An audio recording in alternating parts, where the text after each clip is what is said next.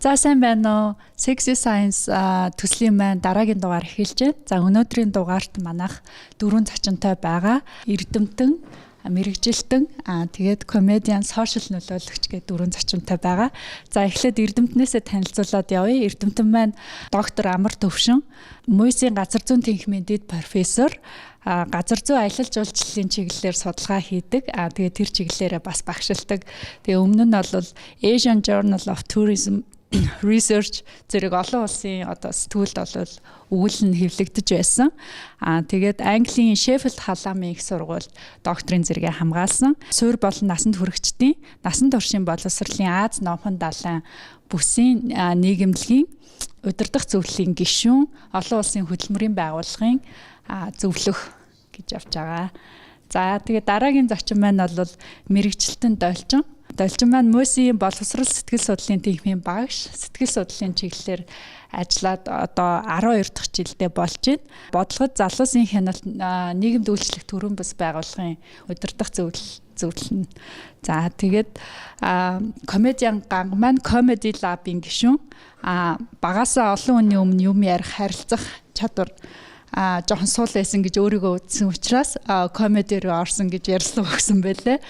Тэгээд комеди хийхдээ бол ихэнхдээ гендрийн эрхтгч байдлыг бас хөндөж ярих дуртай гэж ярьсан байсан. Тэгээд өөрийгөө бол Монгол улсын 2 сая дахь иргэн гэж тодорхойлсон.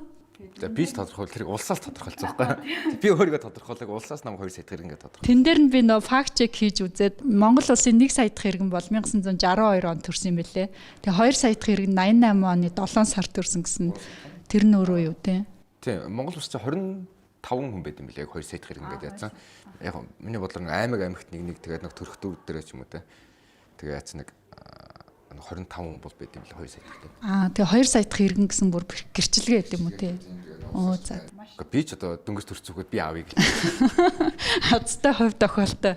Тэр нэг азтай юм шиг байна. Тий. За дараагийнх нь сошиал нөлөөлөгч Цэцэн Бэлэг, амьдрах стратеги менторинг хөтөлбөрийн санаачлагч. Тэгээд амьдрах стратеги менторинг хөтөлбөр нь 2019 оноос тасралтгүй явж байгаа. Тэгээд Дэлхийн монголчууд нэвтрүүлгийн хөтлөгч редактораар бас ажилладаг байсан. Ийм хүмүүс орж байна. За одоо тэгээд эхний асуултандаа шууд оръё. Эхлээд гангаас эхлэе гэж бодож байна. Танаа ангид ер нь эрэгтэй хүүхэд нь олон байсан уу? Эмэгтэй хүүхэд нь олон байсан уу? Дунд сургууль сурж байгаа. Дунд сургуульд те. Ер нь бол юу нэх байсан? Эмэгтэй хүн нэх байсан. Тий, охтууд нь арай илүү байсан санагддаг шүү. Тий, ер нь статистикаас харахад бол бүх шатны боловсролын байгууллагын 30% нь эрэгтэй хүмүүс эзэлж байна. Үлдсэн одоо 70% тий эмэгтэй хүмүүс байна гэсэн тийм тоо байдаг юм байл л дээ. Тэгэхээр танаа анги бол яг тиймэрхүү л байсан. Тийм л байсан. Тий ер нь одоо бодоход чинь охтууд нь их байсан. Тэгээ ангийн уулзлагаар одоо охтууд нь л ер нь бол олонх нь байдаг шүү дээ. Яагаад ер нь тийм эмэгтэй хүмүүс олон байсан бол гэж чи бодож байна. Яагаад юм бол та? Гэхдээ бүгд л адилхан сурах хэрэгтэй юм чи. Эцсийнх нь бол тэр зам нөгөө юу лээ 10 жилийн боловсролын заавал олох хэрэгтэй болохоор бүгд явж байгаа шүү дээ. Яг би н Орос сургуульд байдаг шүү дээ. Орос сургууль тэнд сурдаг байсан. Гэтэ яг сайн хэлж мэдгүй. Зарим анги ирчүүд нь олон байдаг байхгүй. Тийм тэнгуүтээ ингээд тойргийн сургууль гэж явж тэргийн тойронд байдаг сургуулиуд ч юм одоо тэнгуүд ирчүүд нь айгүй их байгаад байдаг байсан. Одоо бодоход. Тэгэхээр боловсролыг 10 жилдээ бол харьцуулж явах цааш их сургууль бол арай өөр байх. Тэрнээс үдэг 10 жил чинь бол манай англи охтууд нэх байсан. Яагаад гэдэг нь хэлж мэдэхгүй л дээ. Тэгээ хуваарлцсан ч юм уу. За нэг тооны сонгоны анги байсан болоос тэр хүмүүс үл. Тооны ангид бас эрэгтэй охтууд илүү их орох магадлал өндөртэй тий. Охтууд нэх байсан. Тий, манайх нь сонгоны анги байсан охтууд нь арай олон байсан. Гэтэ тэр яг тэр хүүштээр тэгж ярьдаг үстэй. Тийм судалгаанууд байдаг шүү дээ. Охтуудын сурлагын амжилт илүү байгаа хэрнээ яг ажил дээр гараад карьер хийж байгаа хүмүүс нь ирчүүд болоо ярьдаг. Тийм тий. Тэгэхээр эмэгтэй хүний тарих бол баг илүү ажилдаг охтуудын тарих. Тэгсээр ажил дээр гарахаар ирчүүд нь илүү амжилттай яваад байдаг гэдгийг энэ гендрийн эрхтгч байдалтай холбож тайлбарладаг шүү дээ. Тийм. Тэгээ одоо монголч нөө төрийн албанд яг доор нь ажиллаж байгаа гүйцэтгэгч төвчний хүмүүс нь дандаа эмэгтэй мөртлөө яг нөгөө дарга нар нь эрэгтэй болчиход байгаа нэг тийм дүр зураг ажиглагдаад байгаа тийм. Цэцэн бэлгээс асууя. Танай ангид ер нь эрэгтэй хүүхэд олон байсан уу, эмэгтэй хүүхэд олон байсан уу? Би бол физик математикийн гүнзгийр ирсэн сургуульд 11 дэх сургууль гэж төгссөн. Тэгээ тэр утгаараа ч юм уу ерөөхдөө тэнцвэртэй байсан. За ирчүүд нь чүчүүд их байсан бич магадгүй. Ялангуяа одоо математик, физик гэдэг чинь тийм хялбар биш учраас эрэгтэй хүүхдүүд тэрэндээ илүү сайн байдаг штэ. Мэдгүй тухайн үед бол тийм байсан. Тэгэхээр манайд бол ер нь тэнцвэртэй байсан. Зөвхөн математик, физик чинь хэцүүгээд ойлгуулчихдээ юм шүү. Одоо өнөөдөр нэг хэдүүлэнгийн секси сайенс гэдэг чинь эн чинь хэцүү биш, гоё шүү гэж ярих гэдэг байх шүү байгаа тийм. Уг нь гэтэл багаас нэг чи амар хэцүү нэг юм тусгай төрлийн хүн чаддаг гэдээ ойлгуулцдаг. Тэгэл 10 жилийн боловсролыг эзэмших үед чинь нэг математиктай сайн бол тэгэл тэр ерөөсөө хамгийн сайн оюутан.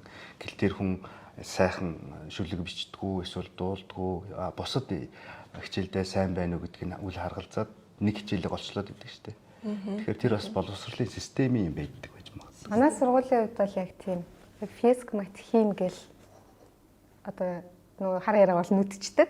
Өдөрт мат дээр 120 бодлого, физик дээр 30, хим дээр 40 гэдэг бид нар бол босдгоо байсан шүү дээ. Яг тэнд сурсан зүйл юу гэхээр үнэхээр нь сууд сурсан. Төвчээртэй сурсан, өөрийгөө ялцсан. Тэрийг бодож тэр гаргалгаа хийн гэдэг чинь тийм амархан зүйл шүү дээ. Чиний бодлоор эрэгтэй хүүхэд нь илүү байдгүй, эмэгтэй хүүхэд нь илүү байдгүй. Яг тэр салбартаа. Танай ангид ер нь аль энэ тэнцвүүлсэн. Тэг яа тэгэхээр нөө бас хүнд шалгалт авч ордог учраас энэ өрсөлдөх чадрын үед бол ер нь энэ тэнцүү ан маань үзэлцдэг. Одоо хараад хахад 11-ийг төгссөн хүүхдүүд яг энэ тентгийн салбарт харахад 11-ийг төгссөн хүүхдүүд айгүй яг лидер нь байж чаддаг юм шиг санагддаг. Чин айгүй имийг нөө логиктой яриа сурцсан. Имийг ингээд ер нь бол ямар нэгэн асуудлыг солиушн айгүй амархан гаргаж сурцсан ч юм уу те. Тэгэхээр тоо гэдэг чинь юу гэхээр хүн за тоо бодож сурах ч яг үү тэрнээс илүү хүнийг имийг нөө нэг асуудлыг амарханаар хараад амархан шийдэж чаддаг тэр юу ч юм даа тэр аргыг нь заагаад өгч тийм болов уу гэж. Тэгээ хүмүүс сэтгэлгээгээ те тэр сэтгэлгээг нь заагаад өгч тийм болов уу гэж бодсон. Математик заагаад идэг яг амьдралд юунд хэрэгтэй ингээл хүмүүс гайхдаг шүү. Тэр өдөр тутам хэрэгжилж байгаа байхгүй юу? Тэндээс нэгсэн доолж авч тэр нэг уур чадвар скил байгаа дэр штэ. Тэгвч бүх юм дээр бид нар тоо одоо суна гэсэн үг шүү дээ, тэ. Чин одоо би талхах. Би жоохон хөтө боддог гэсэн. Би энэ космосыг хизээ талхахтай ашиглах юм бол гэж боддог гэсэн байхгүй. Космосыг уу? Тангис миний амьдрал ямар хэрэгтэй юм бэ гэж би ээжээс хүртэл асуужсэн байхгүй. Тэнгүүд манай ээж харилж чадаагүй л дээ. Тэгээ бодоход юу гэхэл яг эргээд харахаар юу гэхэлэр зүгээр нэг өдөр тутмын асуудлыг одоо ингээд маш амархан тэр сэтгэлгээг нь хүүхдийн сэтгэлгээг нь зарж өгдөг л тэр асуудал юм байлаа гэж ойлгож байгаа байхгүй. Тийм тэгээ бас нэг хүн хэлсэн байдаг шүү дээ. Яг нэг математикчаас та одоо ингээ өдөр шөнөгүй ингээ теорем батлаал тий. Тэгээ ямар утга учиртай наа чин жирийн амьдралд ямар ч хэрэггүй шүү гэдгсэн чинь чи ингээ гоё уран зураг хараад гоё ингээ таашаал мэдэрдэг өстэй тий гэсэн тий ингээ гэсэн. Тэгвэл яг математикч нь яг уран зурагтай адилхан би математикийг бодоод тэгээд тэрнчэнээс авч байгаа таашаал нь надад бол гоё юм а гэж бас нэг хүн хариулсан байсан. Амар төвшин доктороос асууя. Танаас салбарт ер нь аялал жуулчлал газар зүйн салбарт эрэгтэй хүмүүс нь их байд юм уу, эмэгтэй хүмүүс нь их байд юм уу? Ер нь хүүсийн харьцаа ямар гэдэм бол? Манай салбар гэхээр яг ийм нэг шугам байдгүй. Газар зүй гэхээр дотроо жишээлхэд манай технимчин өөр хөтөлбөрүүдээр оюутан сургадаг. Тэрэн дотроо аялал жуулчлал, газар зүйн багш, газар зүйч, за газрын менежмент, зайнаас тандан судлал, хот төлөвлөлт гэдэг ийм одоо тэгээ хөрс судлалаар ингээм хүмүүс бэлдэж байгаа. Тэгэхээр газар зүй гэдэг чинь өөрөө нэг талдаа нийгмийн, нөгөө талдаа байгалийн шинжилгээ ухааны ийм зааг учраас яг ингээд энэ гээд нэг шоумыг тодорхойж хэлэх боломжгүй. Газартай холбоотой мэргэжлүүдээр ингээ анзаараад байхад харьцангуй эрэгтэй оюутнуудын тоо илүү нэлээд олон байдаг. Гэхдээ бол одоогийн яг дээд боловсролын байдлаар ингээд оюутнуудын тоог харахад эмэгтэй оюутнууд амгаа байна. Манай аялал жуулчлалын салбарт бол эмэгтэйчүүд амгаа байдаг. Ерөнхийдөө дэлхийн нийт ч гэсэн тийм байдаг. Эмэгтэй хүмүүс их амгаа ажилладаг.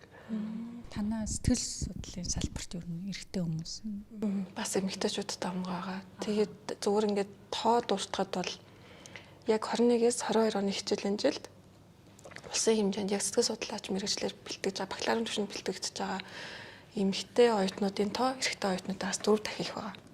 Их боловсролын яамнаас гаргасан дүн мэдээгээр тэгэхээр нөгөө одоо 20% нь эрэгтэй 80% эмэгтэй байдал гэсэн үг шүү дээ. Тийм. Тэгээ өөр таас үзлэх үү? Сэтгэл судлалаар тэгвэл сурж байгаа оюутны тоо ихсэж байгаа юу? Ихсэж байгаа. Ер нь бол сүүлийн 4 жилийн хугацаанд бид нэр жилд зөвхөн Монгол Улсын их сургууль бакалаврын 4-р түвшиндөө 80 орчим оюутныг төгсгөж байгаа. Хөрсөлтөнтэй тий их хөрсөлтөнтэй. Тэгээ усын хэмжээнд болохоор яг энэ өнгөрсөн хичээлийн жилийн дүнг харахад бол 1777 хүн зөвхөн сэтгэл судлалын мэргэжлэр суралцж байгаа. Тийм.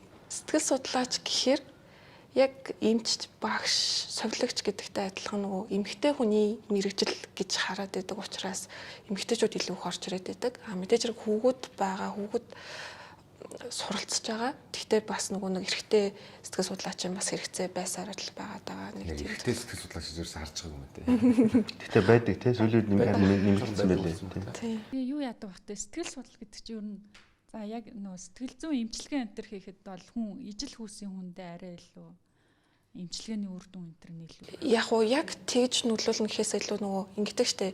Энд чинь нэг эрэгтэй хүн орж ирээд нөгөө гэр бүлийн асуудлаа ингээ ярих гэсэн чинь нэг эмэгтэй хүнд ярих гэдэг ч юм уу тий.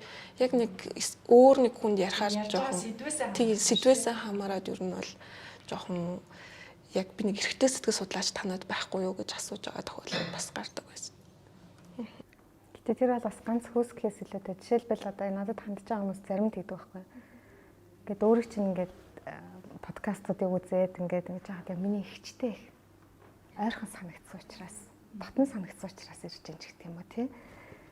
Эсвэл одоо дүүгээ аяга олон жил хараагүй удцсан. Ингээд дүүтэй аяга тийм ижилхэн зам байдал гаргаж байгаа учраас ч гэх юм аяга олон янзаар тэр шийдвэр гардаг юм бэл. Яг тэр хүүсн тийч гэхээс илүү тэр хүний нөө төрүүлж байгаа сэтгэгдэл биш бас тий. Дараагийн асуултыг ангаас асууя. Монголд ер нь эрэгтэй хүмүүс одоо ингээд ихтэй сургуульд энэ төр эрэгтэй хүмүүс одоо 30% нь эзлээд байгаа байдалтай байгаа байхгүй юу. Тэгээд эрэгтэй хүмүүс ер нь тийм сурахад хэцүү байт юм уу? Чиний бодлоор ер нь шалгалт өгөх дургу болохоор орж чаддаг юм уу? Наадхан дээр чинь бас нэг яг бүх юм хоёр талтай байдаг шүү дээ. Тэр шиг би ингээд боддог байхгүй. Нөгөө айлын яг за энэ эрэгтэй юм чинь болчихно доо гэл те. Энэ яаж амаа аргалаа явчихна да гэдэг тийм юу дээ шүү дээ. Охиныгоо л одоо ингээд хүний гар харахааргүй нэг болгочихъя гэл. Тим гэр бүлүүд ерөнхийдөө бас байдаг шүү дээ. Одоо нэг за энэ бол эрэгтэй юм чинь нэг амаа аргалаа явчихна баг 8 гэж явчихна охин юм яриад. Тэр маань бол нэлээд дээрээс ингээд явсаар гоод одоо нэг мэдсэн чи эрчүүдийн боловсрол гэхээс үл эмэгтэйчүүд айгу боловсралтай болсон. Эмэгтэйчүүдийн боловсрол айгу өндөр болсон. Манай эрчүүд маань яг 8 хийдэг болсон жоохон тэ одоо нэг боловсралгүй хүмүүс миний эргэн тойронд айгуух байдаг байсан. Эрэгтэй хүмүүс нэг тийм Монголд нэг тийм сэргэлэнтэх нөө хаасл гэж ярьдаг шүү дээ. Нөө хаасл хийхгүй бол монголчин өөр нь ингээд жирийн цалингаар амьдрахад айгүй хэцүү газар. Тийм шүү дээ. Тийм харахгүй тийм дээ. Сэргэлэнтэх ажлыг яг эрэгтэй хүүхдүүд ингээд нөгөө өгдөг болохоор эрэгтэй хүүхдүүд баг сургууль сурж байгаасаа илүү баг тийм сэргэлэнтэж мөнгө олсон нь илүү амархан юм шиг те амьдралаа авч явах гэдэг үдээсээ тийм болчтой. Тэгээд эрэнгүүд эсрэгээр нэг харагдаад байгаа нэг боловсралтай болсон эмэгтэй хүн чинь өөрөөсөө боловсрал муут хэрэгтэй үнэ сонирхдаг юм байна. Тийм шүү дээ. Тийм те. Чинь одоо өөрөөсөө боловсрал муутай профессор болчиход профессор биш одоо бакалаврын нэг бол тоохгүй шүү дээ. Одоо ингээ ордог газар хүртэл жоохон үнэхээр ресторант оронгууд бараг 80%, 70% эмэгтэйчүүд. Тэгвэл эрэгтэй хүн чинь юу гэхээр тийм боловсрал тэнцүү юу гэхээр хүч чадлахгүй. Тэ нэг хүч чадал өөртөө итгэх итгэл тэ юу гэхгүй. Тэгвэл өөрөөсөө ухаантай өөрөөсөө хүчтэй эмэгтэй хүнийг эрэгтэй харахлаа гэдэг сүрдчихдэг. Магадгүй за чинь одоо ойртох гээд ирэнгүүт ойртонгууд аюу боловсралтай байх юм бол гэж жоохон ингээд тийм ярьж байгаа юм амар надаас ухаантай боловч тэгээд дуугалцдаг байхгүй. Нөгөө тэр үндэ approach хийх боломж байхгүй болчихсон гэсэн. Тэгээд бодглохлоор боловсрал эрэгтэй хүмүүст бас аюу байх хэрэгтэй аюу чухал хэрэгтэй. Тэр нь юу approach ер нь approach бодохгүй чинь за чинь амраа багш та бодлоо юу за таач профессор болсон. Тантай одоо юу ярих вэ те? Профессор дээр гэж байдیں۔ Байхгүй юу? Профессор дээр байхгүй шүү дээ. Тэгвэл та бол ямар ч эмэгтэй хүнтэйгээ ярилцах юм байна шүү дээ. Үгүй биш профессор биш л дээ. Тийм профессор тий. Тэгвэл профессор эмэгтэй хүн та хоёрыг ярихад бас яг нэг ирмээр л ярина шүү дээ. Ялгаа гарах уу гэж байна л та тийм мэдрэмжийн сүрдэг ч юм уу надаас илүүтэй гэдэг. Анзаарч байгаа юм байна. тий анзаарж байгаагүй гэдэг чинь ялгаа гардггүй гэсэн үг байхгүй тий. Тийм байд дүнт эмэгтэй хүн. Тэгтээ ухаантай эмэгтэй хүнтэй ярихаар чинь гоё юм хүндлэл төрдөг шүү дээ. Гогн тийм л эмэрэнтэй эрэгтэй хүмүүс яагаад яг тэрийг жишээлбэл би зөв боддог дигнитэ унаад идэх юм уу тий? Гүү баха тэр хүнээс л хамаардаг. Хүнээс л хамаардаг. Яасан сэрэгдэггүй хиймэр бай гэдэг нэг Тий, яваад идэв үстэй тий. Чи тэгдүү үстэй. би ч өөрөө хангалттай боловсролтой зөргөө боддог болохоор тоод үлдээ. Тэгээ өөрөө айгу унших дуртай, ингэх дуртай. Тэгэхээр хүнээсээ л болж байгаа. Тэр шиг эрэгтэй хүн тийм гэсэн юм байна. Эмхтэн хүн гэж үлдээ. Эмхтэн хүн нөхгүй. Эмхтэн хүн талаас бол жишээ өөрөөсөө боловсрол муутай хүн ар гэрэнцэх баггүй. Жишээлбэл чи өөрөөсөө илүү боловсралтай, чамаас илүү ухаантай эмэгтэй хүнтэй хүнийг ханаараа сонгох уу? Сонгондолгүй бай тий. Миний хүүхд бүр ухаантай хүүхдүүд гэж шүү дээ. Тэ? Тэгэнгүүт эмхтэн хүн намайг тоох үү гэж өөр асуулт болж байгаа байхгүй. Тийм баггүй тий. Тэ? Өөрөөсөө боловсрол муутай нэг Боловсрал муутай байна гэдэг чинь орлого нь бага байна. За орлого багт өөрөөсөө орлого багтай хүнийг ер нь бол тоохно. тэгээд өөрөөсөө хүч дороо султай тийм эрэгтэй хүнийг Цэцээ бол одоо тоохгүй сте. Чи ямар амар жишээ надаас шууд авсан бэ? Тэ харин багшаас асуух гэдэг энэ должин багш миний багш байхгүй одоо амар мундаг хүний хажууд ноог авчраа гэж суулгаж юмэр гэдэг нөгөө ярьж мэдэх гэх нэг хөндлөлт төрөөд бас юу гэдэг юм шүү дээ. Саяхан би одоо шалтгаан нөгөө төгсөн магистрант нь шүү дээ оюутнууд. Би тэ багшаас харин асуух гэдэг одоо нөгөө биднэрт нэг юм инстинкт байгаа шүү дээ. Ингээд бүр олон сая жилийн туршид ингээд эрэгчнэрээ хамгаалуулсан тэдний нөлөөнд нөмөртн ингээд байцныг тэр инстинкт бас биднэрт нөлөөлөд байна уу тий одоо эрэгтэй хүнийг яхад жишээлбэл саяж ш өөрөөсөө илүү мөнгөтэй санхүүгийн хувьд тэгээд харагдах байдлын хувьд ч гэдэг юм уу тийм хүчрэхэг тийм эрэгтэйг сонгох магадлал нэмэгтэй хүнд их өндөр байдаг штэ Би бол хоёр талтай гэж бодож байгаа. Нэг нь бол мэдээж хэрэг тэр нөгөө нэг амьтны зүүн савчин хүний дотор байж л байгаа байхгүй тий. Нөгөө талаас яаж нөгөө гэхээр нийгэм өөрөө тийм дүрийг бий болгохыг шаардаад байгаа. Өөрөөр хэлбэл чи нөгөө эрэгтэй хүн бол гэр бүлээ авч явах хэвээр одоо нөгөө чадaltaй байх хэвээр мөнгөтэй байх хэвээр ч гэдэг юм уу тий. Эмэгтэй хүн бол чи одоо ингээд нөхрөө ингээд дагдаг байх хэвээр нөгөө уламжлалт тогтолцоо сэтгэлгээний чинь нөгөө нэг бид нэр хүүхэд хаас хавлаад нөгөө суулгаад байгаа зүйлүүд байгаа шүү дээ. Тийм ихтгэл үнэмшил яг тэр нөгөө төрлөх амьтны инстинкт гэдгээсээ илүүтэйгээр нийгмийн тэр нэг дүр загвар бид нарыг яг тийм нөхцөл байдал руу хүргээд тах шиг байгаа. Тэгээд ер нь бол яг хөө зүгээр яг ийм байдлаас болоод нөгөө гэр бүлийн маргаан болж байгаа байдлууд бас гарч ирээд байгаа тий. Тэгээд жишээлбэл энэ эмэгтэйчүүд аягүй хөдөг байхгүй ингээд хүнтэй суудсан суусныхаа дараа амин сэтгэл ханамжгүй аз жаргалгүй тэгтээ дундаасаа хүүхэдтэй салчиг гэхээр одоо тэгээ яах юм бэлээ ч гэдэг юм ингээд тэгээ тэр хүн ч одоо насан туршдаа тийм аз жаргалгүй амьдрах гэж шүү дээ яг тэр хүн чинь өөрсдийнх нь сонголтолтой тэгээд одоо хүн гой харагдах гэж хамт амьдраад байх уу тэгээд нөө хэлсэн шүү дээ нийгмийн дүр төрх одоо нэг үлээ тэгээд байх уу эсвэл яг үнэхээр өөрийгөө олоод аз жаргал нь юу гэдгээр ингээд тустай байсан дээр үзтэр үнийг өөрсдөө шийдэх асуудал болохоор Гэтэ нийгэм одоо харьцангуй дэвшилттэй болж байгаа юм шүү. Ингээд одоо гэр бүлийн хүчирхийлэл байхад чинь хүчирхийлүүлээд тэр гэр бүлийн нэр хүндээ бодоод хамт амьдрах гэхээсээ илүү ер нь бол хүүхдээ бодох юм бол ийм хүчирхийлэлтэй гэр бүл байснаас тустай байсан дээр хүүхдэд чинь илүү энэн дээр гэдэг ийм ойлголттой хүмүүс олон болж байгаа юм шиг санаардаг шин. Эсвэл тэр зөвхөн ийм хот суурин газрын хандлага байна уу? Яг орон нутагт ямар байдгийг мэдэхгүй л байна л да. яа нөгөө таны жишээлбэл ойр орчмын хүрээлэлд бол тийм ухамсартайгаар шийдвэр гаргах тийм чадвартай хүмүүс байгаа байхгүй юу? Тийм биш хүмүүс маш их байдаг. Тийм одоо тэгээд бас гэрт ер нь 50 бус байдал нь хоёрхоод байвал те аль болох хүүхдийн 50 байдлыг бас бодох нь ер нь зөв штэ те. Тийм байдал байгаа ах гэж бодож байна. Тэгээд амар төвшин доктороос асууя. Эрэгтэй хүмүүс ер нь сурч боловсроход юу саад болоод байна гэж та бодож байна уу Монгол? Тэгэхээр наадах чинь нэг асуултыг бодохоор эрэгтэй хүмүүс сурахгүй байгаа юм шүү гэдэг юм бас аргумент гарч ирэх гээд байна. 30% байгаа. Тий, уламжлал хандлага нөлөөлж байгаа бах нэгдүгээр те. Ялангуяа 90-ад оны зах зээлийн шийдвэрлэлтийн үед маш олон одоо нэг 43, 4, 5 урж байгаа хүмүүс сургуулиас их завсарцсан шүү дээ.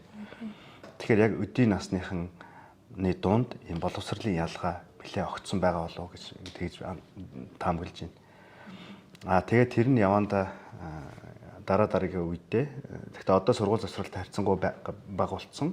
Гэтэ нэг ийм завсрын үед хүмүүс залууч эрэгтэй хүмүүс их сургууль завсарцсан. Тэр нь хэд хэдэн нийгмийн хүчин зүйлсээс шалтгаалсан болов. 90 оны дараа ч мал хөвчл, өмч хөвчл явагдсан шүү дээ. Тэгээ маш олон малгүй айлууд малтаа болсон. Тэр их юм мал хөнгөтөө байгаа хүүгээ за одоо чийл одоо энийг хийхээс яах вэ гэл ингээл гаргасан жишээнүүд их байгаа шүү дээ. Тэгэхээр тэр нөлөөлсөн баг. Шилжилтийн үеийн боловсролын тэр тогтолцоо чинь маш олон хүүхдүүдийг сурах одоо болцоогоор хангаагүй шүү дээ. Одоо жишээлхэд би чинь Говьлтай Баяуулд 93 онд сурж байхад манай сумын 10 жил их сайн сургууль байсан хэрнээ яг шилжилтийн үед бол сургуулийн халаалт дулаан тасалтаад сүүл рүүгээс анги дотроо 100 түлж тэгээд хичээлээ хийдэг.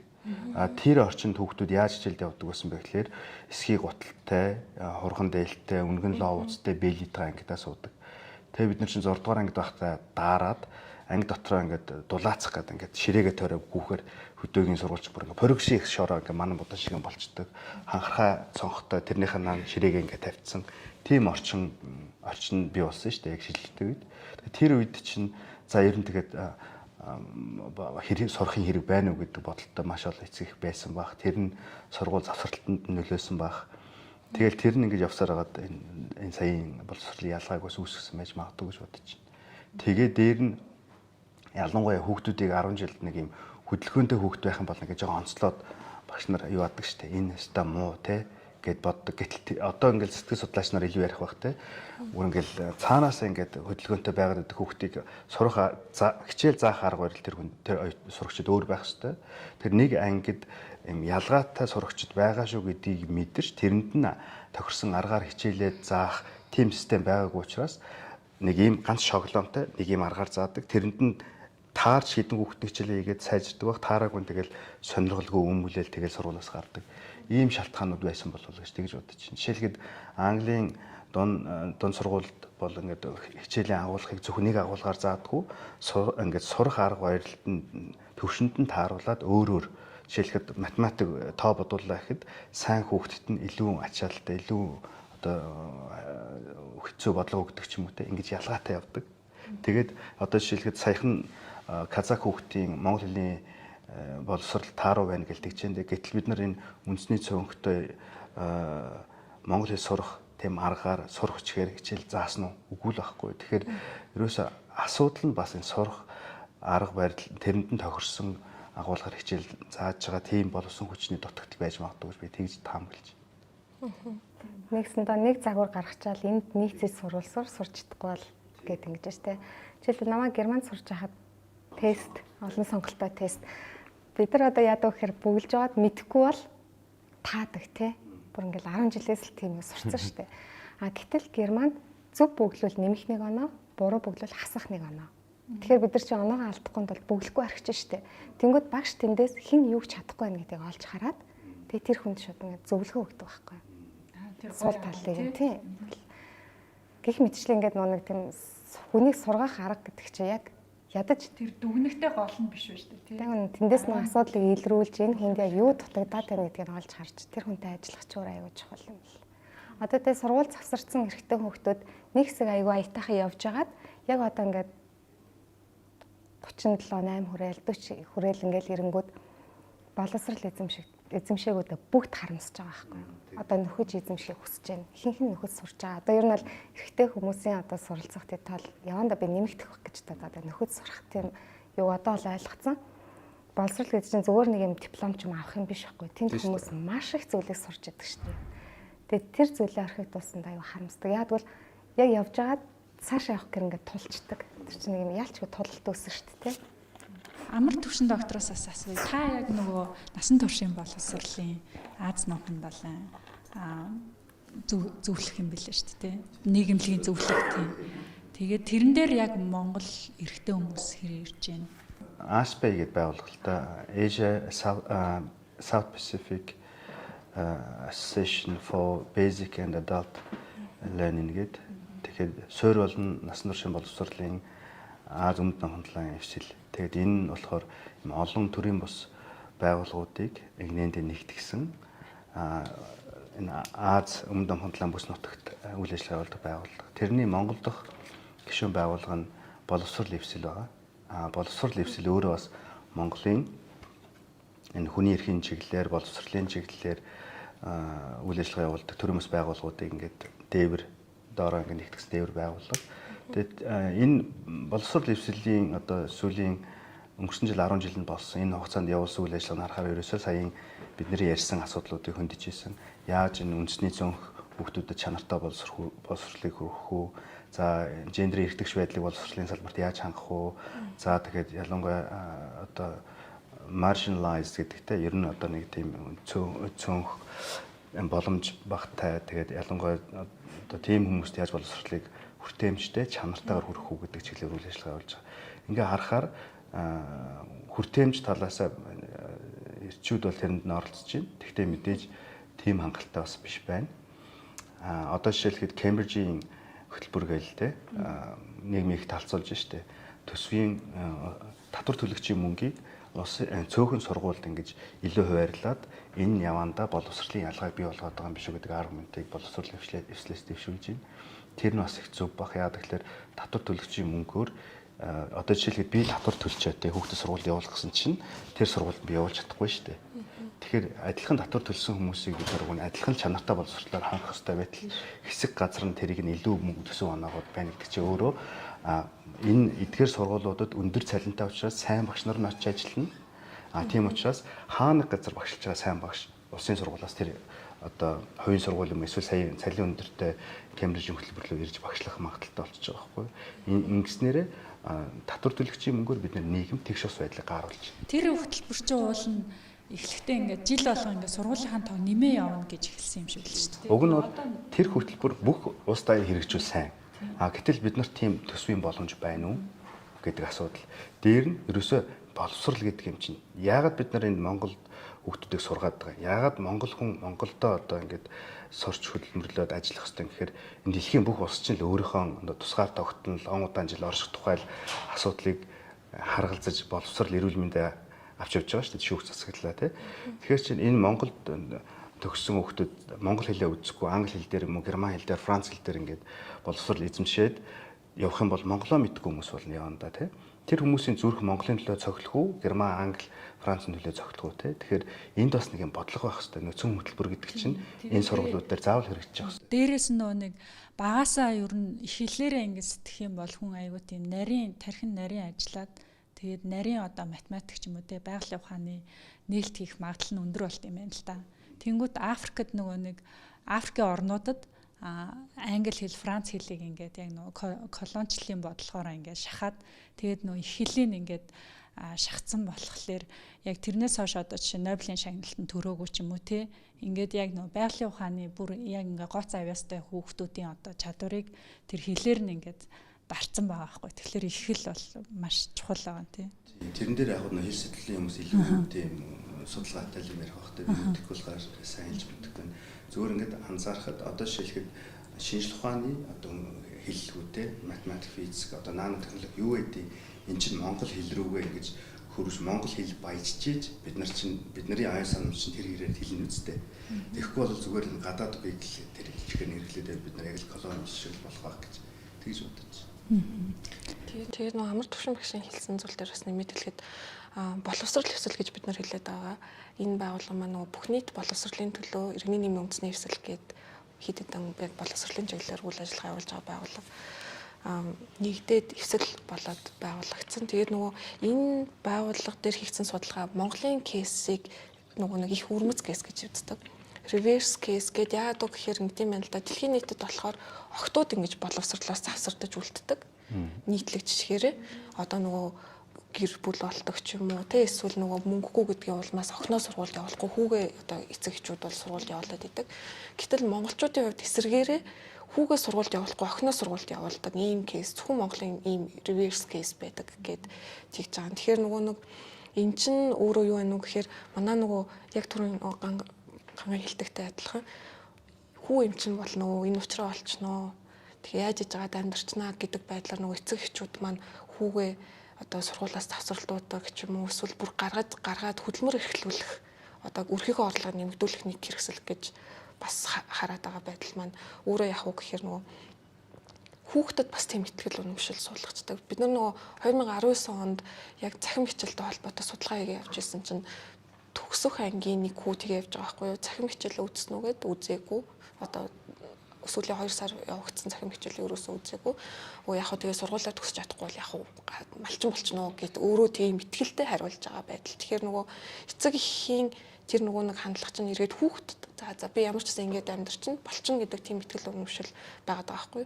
Тэр чинь хүүхэд нөгөө ухамсартайгаа бодож үзэхгүй шүү дээ. Би ямар орлого олох уу, хаана ажиллах уу, одоо эхнэрээ гэр бүлээ ч юм уу яаж хийж явах вэ? Ядчил нөгөө түрүүний бидний яриад байгаа нөгөө эхнэртэй голгохгүй үгүй гэдэг асуудал тэр хүүхдэд юусоо бодохгүй аав ээж болно гэсэн болоолаага тэгэхээр болцол таарна гэдэг тийм итгэл үнэмшил тэр эрэгтэй хүүхдэд бас суугаад байгаа байхгүй.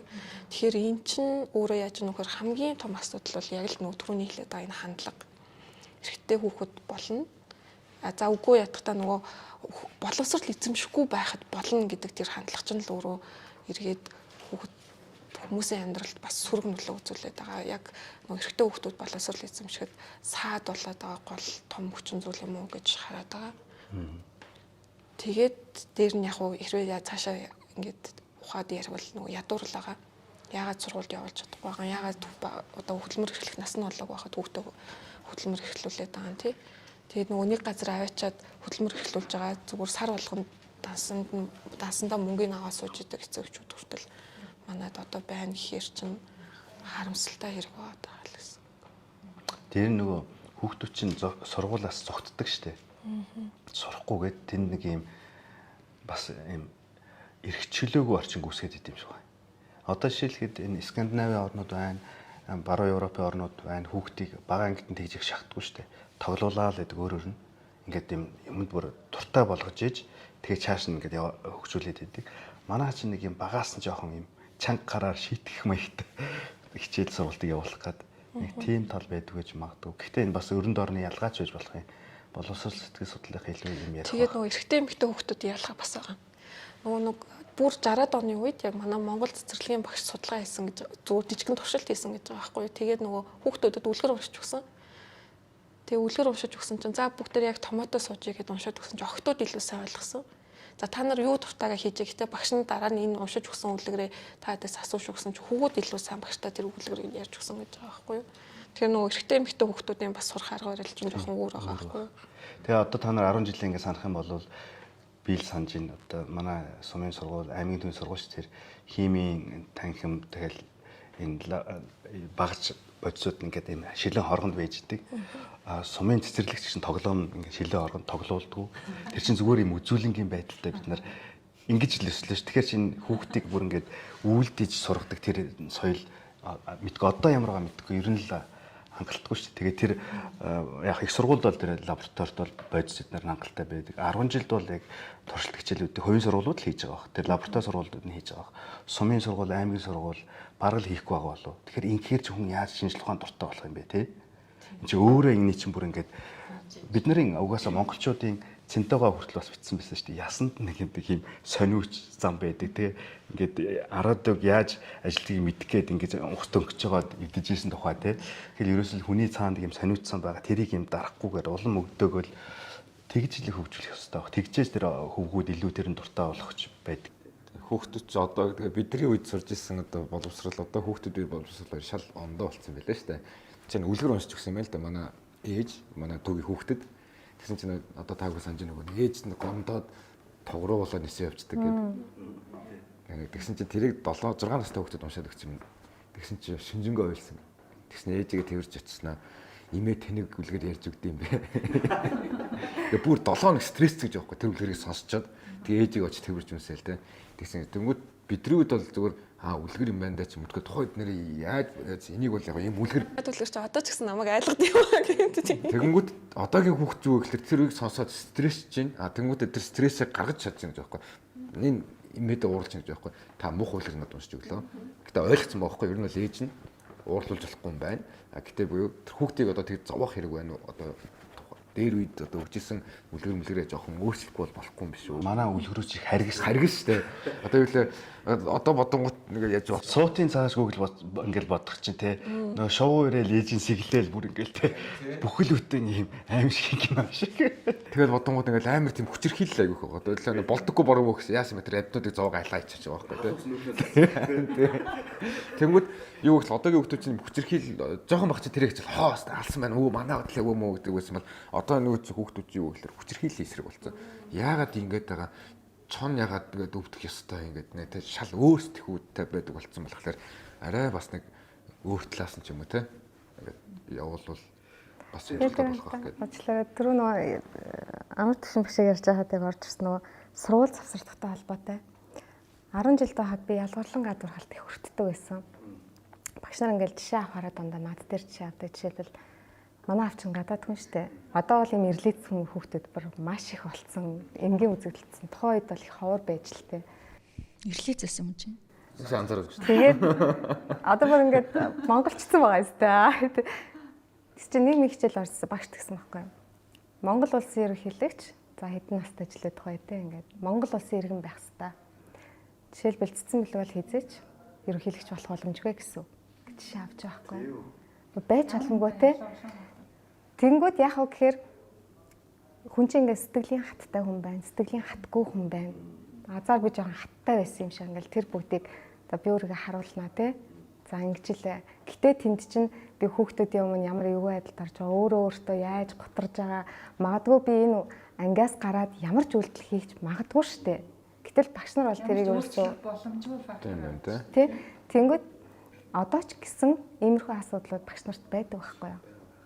Хүүхдүүдийг улаан цагаан хүүхдүүдийн өмнө эвгүй Яа байдалд дээр оруулах те. нөгөө орж ирээд хагас өнчнө нь бос хагас өнчнө нь юу лээ гараа өргөд бүтэн өнчнө нь бос гэд тэгж нөгөө тий хэлж байгаа нөгөө хагас бүтэн өнчнө хүүхдээ халамжийн хүүхдийг тоолдог байсан ингээ.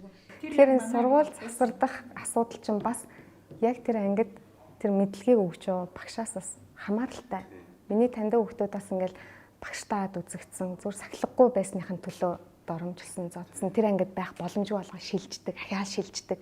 Тэгсээр байгаа бүр ингээд тэр боловсролын үзий ятцсан багш нар гэдэг чинь угаасаа худлаа юм байна гэж ботцсон ч юм алдаатай ихтгэл үнэмшилтэй өсцөгтэй аюул байдаг шүү дээ. Бас зарим багш нар ч бүр ингээд ангийнх нь өмнө хүүхдүүдийг зоддог. Тэгээ би өөр тийм багшаа бүр харж ирсэн. Тэгээд бүр ингээд хянгийн ингээд болон цохиол тийм багш нар чи өөртөө бас тий одоо яг сэтгэл зүйчтэй болсон ш сургуулиуд тэгэхээр дээрдэж байгаа.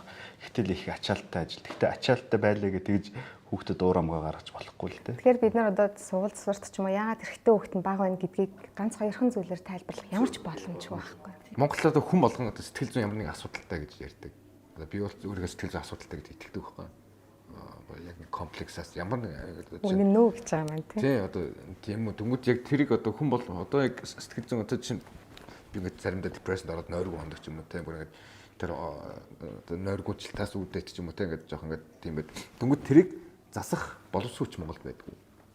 Хэрэг одоо нөөцтэй бай. Боёо энэ сургуулийг төгсөж байгаа хүмүүс яг тэр сэтгэл зүйн салбарт ажиллаж байгаа юу? Бүгд бол ажиллахгүй байгаа. Ер нь бол яг тодорхой хувь нь одоо яг үндсэн мэргэжлийн ажлаар явж байгаа. Би яг энэ дээр бол нөгөө баттай тоо хэлж мэдэхгүй л байна л да. Тэгээ яг үндсэн яг сэтгэл судлаач гэдэг мэргэжлэрээ ажиллаж байгаа хүмүүс бол ер нь 100% хувьд нь орно. Ихэнх нь яг уу гэхээр нөгөө байгууллагын хүний нөөц ч юм уу тийшээ урвдаг эсвэл бас багахан хувь нь ингээд шал өөр ажил мэргэжлүүд эрхлээ авчдаг тийм тохиолдлууд бол байгаа. Тэгээд яг зүгээр яг бүх хүнд үйлчлэхээр тийм хангалттай байна уу гэхээр бас хангалттай биш л байгаад байгаа. Ер нь бол тэгээ одоо жишээлбэл сургууль дээр сэтгэл судлаач ажиллаж байгаа шүү дээ. Сэтгэл судлаач 2000 хүүхдэд ханаач хүрхгүй байгаа байхгүй. Гэтэл дээр нь ингээд багш нараас зөвлөгөө авмаар байдаг. Ингээд багш нар бас зөвлөгөө авмаар байна. Гэтэ надаа өгөхгүй байх гэдэг байгаа байхгүй сургуулийн багш нар.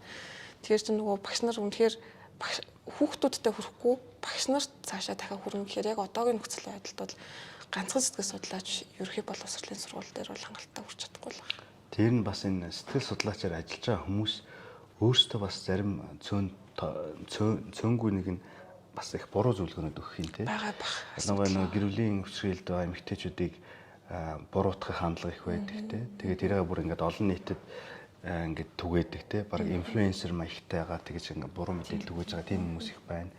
Тэгэхээр мэргэжлийн холбоод нь тий. Мэргэжлийн холбоод нь энэ тал дээр бас сайн шалгууртайч баймаар юм шиг тий. Маш аль салбарт би чаднууд энэ ста нөгөө шинжлэх ухаан нэг одоо анзаарахгүй би чаднууд их биш шүү дээ. Тэр сэтгэл судлаач байд юм уу гэхгүй. Тэр хүмүүс өөрсдөө стресслээр яах вэ гэл. Тийм шүү дээ. Бид нар чинь өөрөөсөө одоо би бол жишээлбэл туршлагатай сэтгэл судлаачтай ч юм уу, багш дээр ч юм уу ярилцсан. Гүйл нөгөө хамтарч ажиллаж байгаа хүмүүстэй ингээд асуудлаа ярьж хуваалцсан. Тэгвэл та нар ч айгүй их олон хүний стрессийг авч дэрийг бас нэг гадагшлуулах хэрэг байгаа шүү дээ. Тий. Би бас яг саяхан энэ жил бодсон ингээд нөгөө оюутнуудаа үн төлбөргүй зөвлөгөө өгч байгаа, сэтгэл зүйн зөвлөгөө үзүүлж байгаа. Тэгээд бас яг нэг оюутантай уулзсныхаа дараагаар ингээл бүх юм аваад үлдчихэж байгаа шүү дээ. Тэр хүүхд өөрөө ингээл гарах юмнуудаа гаргаад тэгээд би миний хязгаар яг хаана байх болоо гэдэг асуулт өөртөө үнэхээр тавьсан. Би яг хизээ нэг цаа ингээ би үнэхээр ингээ дахиад хүнийг ингээ сонсож чадахгүй нэ гэдэг хязгаар тавих бол гэдэг бодол үнэхээр их төрсэн. Тэгэл бас л нөгөө багш юм шиг үнэхээр тэрэндээ дуртай л хүн хийхгүй бол болохгүй ажил те. Тэгээ тэр талын бас нөө мэрэгжлийн сэтгэл зүйчийн сэтгэлийг засах бас тийм систем хэрэгтэй байгаа шүү дээ тий. Тэр систем нь Монголд байхгүй байх гэсэн үг шүү дээ тий. За тэгээд ер нь бол сэргэлэнтэх ажлыг эрэгтэйчүүд Монголд их хийдэг учраас болол тий хийдэг учраас бол нөгөө эмэгтэй хүмүүс бол яг мөрөөрөө л ингээл тий төрийн албан малбанд ороод тий. Тэгээ мөрөөрөө ингээл сар болгоныхаа цалин аваад за тэгээд гэрээ эзэн нь болохоор ингээл эн тэнд ингээд жоохон хаасл хийгээл тий сэргэлэнтэй л ингээд бизнес хийгээд тэгжээж одоо нэг амьдралаа тий залгуулах ийм нөхцөл байдлыг үүсгэхийн тулд бас энэ эрэгтэй эмэгтэй хүмүүсийн боловсролын ялгаа гарч иж магадгүй гэсэн яриа гарлаа. Тэгээд ер нь бол судалгаанаас бол аав нь одоо мал аж ахуй ч юм уу хөдөө аж ахуйд ажилдаг болвол хүүхдээ аль болох нөгөө яг тэр салбар руугаа явуулах эрэгтэй хүүхдийг тий салбар руу явуулах сонирхолтой. Тийм болохоор бас сургууль завсардах тий эрэгтэй хүүхдийг авч үлдэх тэр магадлал нь илүү өндөр байдаг гэсэн Монголд судалгаа хийгдсэн байлээ. Яг ингээ харсан чинь хүүхдээ ингээд хэрэгсэл болгож хардаг эцэгчд аяах байгаад байгаа байхгүй юу. Одоо жишээлбэл би нэг ингэж хийж явсан чи одоо өглөөд энийг үргэлжлүүлээд тэр чинь нэгсэнд одоо хэрэгсэл болгож хараад нь штэ хүүхдийг. Эсвэл за чи илүү ухаантай юм чинь гэр бүлээ авч яв гэд ингээд дүүнэрийг аваачаад өгчдөг те. Тэр чинь нэг тусдаа оршихуй штэ. Өөрөө чи амьдарч үзмээрэн. Тэр чинь мөнгө олохын тулд тэр хүүхдийг олуулахын тулд гаргаад байгаа юм те. Эсвэл өнгөрөхөд хөлийн минь очих хүүхдээ оллоо ч гэх шиг. Охинтой оллоо ч гэх шиг те. Одоо хөлөө очуулахын тулд тэр хүүхдээ өсгөөд байгаа юм. Тэгэхээр эцэгчүүд өөрөө маш их юм алдаатай бодолтой учраас эцэг их хүүхдүүдийн хоорондын асуудал хэзээ ч угаасаа дуустдаг байхгүй. Тэр чинь тэгэл яг нэг эцэгхэн тийм бодолтой юу гэхээр уламжлалаа явуулсан юу л гэж байгаа шүү дээ. Өвөө эмээ мэдээж тийм байсан бол ээж аав тийм болсон. Тийм бол ингээд Тэр үед ч ямар тэтгэр гэж байсан биш одоо хөлөө хүүхдэрээ л очив. За тухайн үед хүчнтэй байсан байж болно. Чи одоо танин мэдхгүйгээд хэлээд эн чинь бас хүн өөрөө боловсрох хөгжих хэрэгтэй шүү дээ, тий? Хапстай амар юутай ярьж байгаа. Тий, дээр үднэр. Тий, тэр тэтгэр байгаагүй болохоор бас яг тэр нөө сүүлийн баталгаа гэдэг тий утгаараа бас хүүхд төрүүлдэг тий. Тэр соёл бас Монголд үлдсэн байна. Тэгээд яг байлаа. Байдаг шүү дээ. Гэтэ амраа башвал тэмцэлбэд тий. Тэгээд ковид цар тахал үргэлжлэх 2 жилийн хугацаанд бол сургууль бол завсардах эрсдэлтэй хүүхдүүдийн 78% нь бол эрэгтэй хүүхдээс байна. За тийм тоог сонирхолж хэлээ. Тэгээд яг энэ сэдв дээр одоо ингээд шувтарч байна. Тэгээд та бүхэн өөрсдийнхөө энэ ярианаас өнөөдөр ер нь юу бодогдов дүгнэлтээ хэлээд тэгээд дуусгая гэж бодож байна. Гангаас эхлэх үү? боловсрал бол эрх тэгш гэж яриад байдаг те. Тийм л байх хэрэгтэй. Саяхан би нэг юу уншсан чи дэлхийд хамгийн боловсралтай оюутантай хамгийн одоо мундаг одоо оюутантай ч юм уу боловсролын хамгийн лаг улс хаана вэ гэсэн чинь Хятадаар тодорсон гэнэ. Хятад яг ерөөсөн маань урд талд байхгүй. Тэгээ яагаад тэгээд энэ за тэнгууд би сайн Европоор явж байгаад чинь бол бас боловсролыг айгүй сонио болгох юм байли. Бидний миний төсөлж байгаагүй те. Тэр хүүхэд юу хүсэж чинь тийм тал руу нэгдэг. Чи заавал эрдэмтэн байх албагүй, чи заавал нэг дүүлээ онцордог байх албагүй. Гэтэ чи боловсролыг эзэмсэн байх шүү дээ. Гэтэ ямар аргаар хамаагүй байхгүй айгу мундагаар ч юм уу те.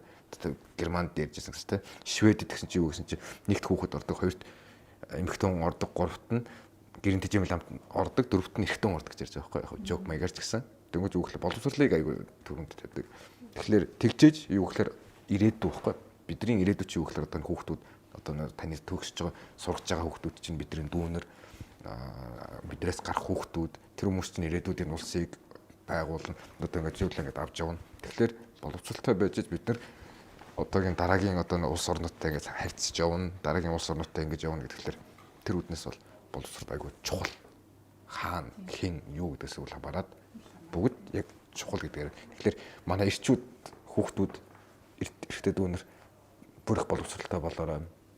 Тэгчээж манай улс бусд улс орны орнтой энэ зэрэгцгүүц харилцаатай явах байх гэж бодож байна. За амар төвшин доктороос асууя. Тэгэл яг нөгөө эрэгтэй эмэгтэй хүүхдүүд яагаад энэ ялгаатай боловсрол эзэмшиж чинь гэдэг чинь маш олон юмнаас зүйлээ шалтгаалж байгаа гэдгийг хэдүүлээ ярьлаа шүү дээ. Тогтолцооны асуудал байна, соёлын асуудал байна. За тэгэл Монголын яг энэ нөгөө шилжилтийн үе гэдэг ийм улс төр эдийн засаг нийгмийн байдал нөлөөлсөн байна гэдэг. Соёл талаас гэж бид нар чи хоёр ийм онцлог соёлтой шүү дээ. Нүүдийн соёл нь байна. Нөгөө талд нэг бас иргэн суурин соёлтой хүмүүс байна. Тэгээ тэр хоёрын завсрын бас соёл байна те.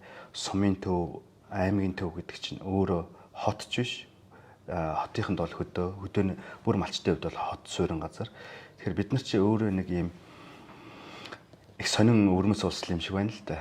Хоёр ийм том соёлыг агуулсан. Тэгээд тэрээрнийхээ учрыг яаж олж амьдрах уу? Тэрэнд нь яаж боловсрал олох уу гэдэг ийм асуудалтай. Тэгэл хүүхдийн 6 настай хүүхдийн боловсрал гэдэг чинь одоо арай эрттэй байгаа юм шигтэй. Зарим судалгаа бол энийг одоо Мойсей антропологийн Бомоч рогшны судалгаа Баянгор аймагт хийжсэн, тэгж ярьжсэн. 6 настай хүүхдийн боловсрал бол арай эрт байна. Энээс бол гэр бүл одоо хоёр тустай амьдарч байна. Тэгээд энэ бол ерөөсөө хүүхдийг хэтэрхий эрт сургуульд оруулаад нийгмийн асуудал орхигдоод байна гэдэг. Тэгэхээр яг хуу танхим гэдэг бол сурах нэг л процесс шүү дээ. Яг манай шиг ийм соёлт нүүдлийн соёлтой улсын хувьд бол хөдөөгийн малтай те хар багаасаа тэр хурга шиг хөсөлтөг үүж байгаа тэр хүүхэд бол маш том боловсролыг олж авч байгаа. Тэрийг бас үнгүүдэж болохгүй. Тийм учраас зарим тохиолдолд бид нар үнэхээр малчны хүүхэд хүсвэл 6 биш 7 настай ордог тогтолцооч байх юм уу те. Дээр нь бид нар чинь цөөхөн хүн амтай хэрнээ бас ийм өрмөц үндэсний соёлтой те казах тува ийм өгсаатнууд амьдарч байна. Тэгэхээр энд нь бас тохирсон бодлого бас явуулах шаардлагатай болж байна. Тэгэхээр ийм өргөн газар нутагтаар ийм бодлогын боловсролын бодлого ирэхээр төсөв мөнгөний яах вүлээ те. За тэгээд боловсролын салбартаа мөнгө төсөв зарцуулахгүй бол угаасаа орчин үед бол хөгжил гэж юмны тухай ярих боломжгүй болсон байна шүү дээ. Тэгэхээр нөгөө тогтолцооны асуудал руугаа орж ин те. Яаж багшийг цалинтай байлгах уу? Багш ажилдаа яаж дуртай байх уу? Багш болгож байгаа хүнийг яаж элсүүлэх үү те? Одоо зүгээр элсэлтийн оноогоор их сургууль элсүүлнэ гэдэг чинь хангалтгүй шүү дээ. Тэрнээс ярьцлага авах те, суур хүмүүжлийг харах те. Одоо бид нар хэдийгээр ингээд зарим эцэг эхчүүд ингээд үнэхээр мундаг сургалттай гэж хувийн сургууль даатгаад хүүхдэд хүмүүжүүлж байгаа ч гэсэн тэр хүн нийгэм шүү дээ. Тэр оюутан, тэр сурагч ирээдүйд тийм сургуульд яваагүй хэн нэгэнтэй учирч таарна амьдралдаа те. Компани удирдлаа гэхэд ажилтан болоод ирнэ те. Зүгээр гадуур явлаа гэхэд зэрэгцээд нэг хотод амьдрна гэдэг чинь ерөөсөө улсын хөгжил гэдэг чинь хаана нийцтэй амьдрах уу, биентэй уулзрах олох уу гэдэг асуудал үүсдэг.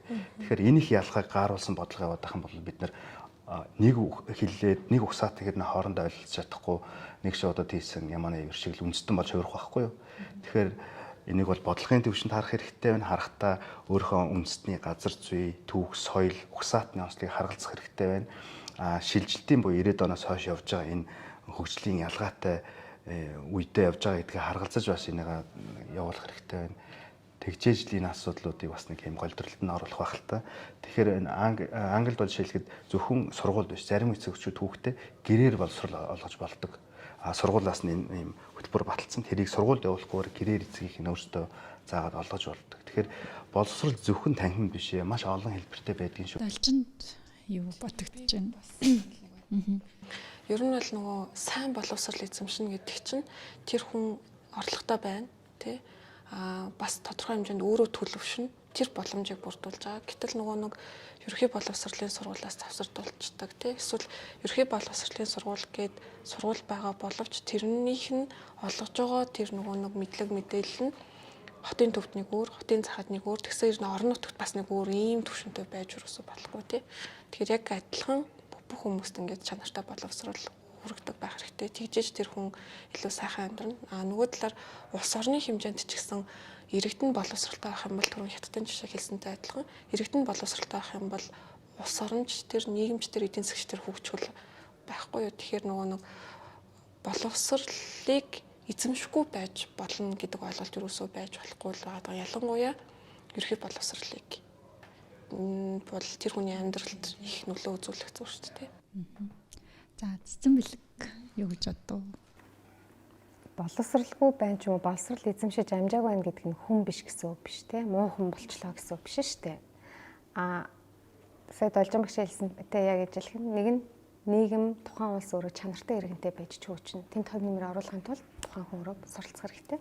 Дээрээс нь өөртөө ихтэй, утга учиртай, аз жаргалтай амьдрахын тулд тэр хүн бас суралцах хэрэгтэй. Тэгээд ахуй нь ямар байсан, ямар эцэг их, ямар гэр бүл төрснөөс үл хамааран хүн өөрөө яаж амьдрахыг хүсэж байгаасаа шалтгаалаад хизээч хүн өөрчлөгдөж болдог штеп. Хизээ эхлэх нь чухал ш, зүү эхлэх нь чухал байдаг те. Тэгэхээр өнөөдөр боловсрал эзэмшиж амжаагүй гэд амьдрал дээр ч ихтэй дуусч байгаа гэсэн үг биш. Одоо 9 сараас ч юм уу, эрхчлэн 9 сараас ч юм уу. Яг энэ академик юу эхлэхэд бол гэл давхар суралцаад явах боломжтой. Тэгээд одоо ингээд бүх юм дуусчлаа гэдэг хүмүүс аюу сэтгэлээр ундаг байхгүй 40 гарцсан 30 гарцсан. Маск гэдэгдээ биш чи юуны талаар амьдраад байгаа, юу хийж бүтээхийг хүсэж байгаа. Чиний хийж байгаа зүйлээс хүн ямар нэгэн өвөөж хүртэх тийм зайлшгүй шаардлага байгаа бол чи өөрөө сурч хөгж дэвшгэл хэрэгтэй. Энэ талаас нь бас харах хэрэгтэй.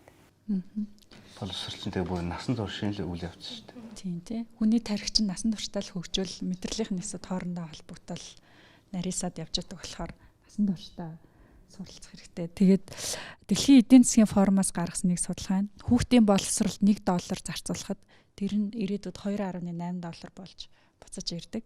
Тэгэхээр эрэгтэй эмэгтэй ялгаагүй одоо боловсролын тэгш бус байдлыг арилгаснаар бид нар ядуурлаас гарна. Илүү тайван, илүү сайхан амьдрал биднийг хүлээж байна. За ингээд нэвтрүүлэгт ирсэнд баярлалаа. За